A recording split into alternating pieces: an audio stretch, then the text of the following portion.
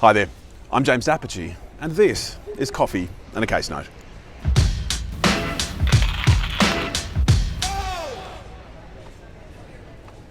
So team, today we've got a plaintiff in defamation proceedings. And what that plaintiff does is sue two defendants on the basis that certain statements made in a meeting were defamatory. Now, against defendant one, our plaintiff wins. And the damages order our plaintiff gets is, with respect, fairly modest. The amount is about $11,000. And as against defendant two, our plaintiff loses.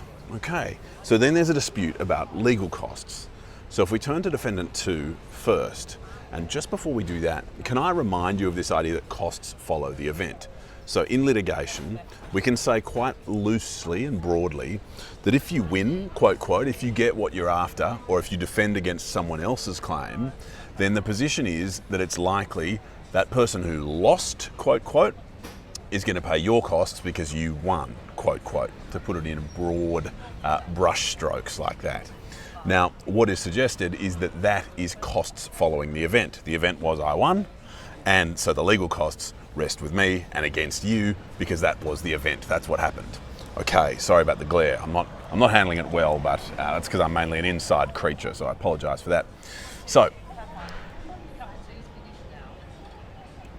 in respect of defendant two, remember defendant two was successful at resisting the defamation claim. Defendant two got the court to say, yeah, you're right, that wasn't defamatory. That claim wasn't made out. Our plaintiff says, is notwithstanding that, I made an offer and you rejected that offer, and so I should get my legal costs on the indemnity basis. Now what the court says in short is no. And so the defendant, the successful second defendant, has his cost on the ordinary basis.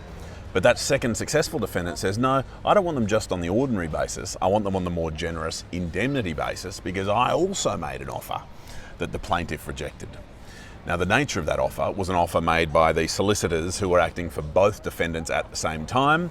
And what the court said in short was that working through the nature of that offer, it was such that it did not found an order for indemnity costs.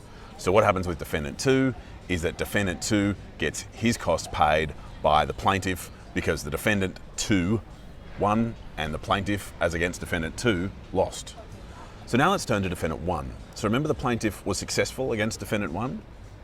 What the plaintiff says is, hey, I want my indemnity costs against defendant one because I made this offer, and the court says no. And then the court goes through to examine the cost position in relation to what is the appropriate costs order to be made in respect of defendant one. And what the court does is firstly realise that it's a very modest sum that is ordered in this matter. And when we say modest, $11,000 is not a small amount of money by anyone's measure, but in contrast to the legal costs that were incurred by the parties, it actually is indeed perhaps more easily described as disproportionate.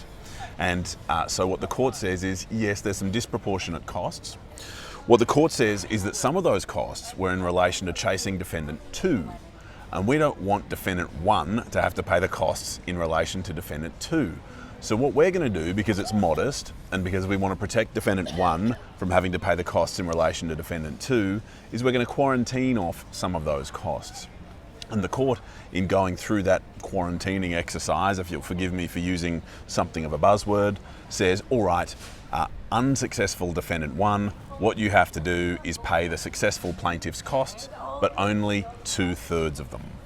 And so what we find is that costs have followed the event in both cases, because remember defendant two got his costs paid.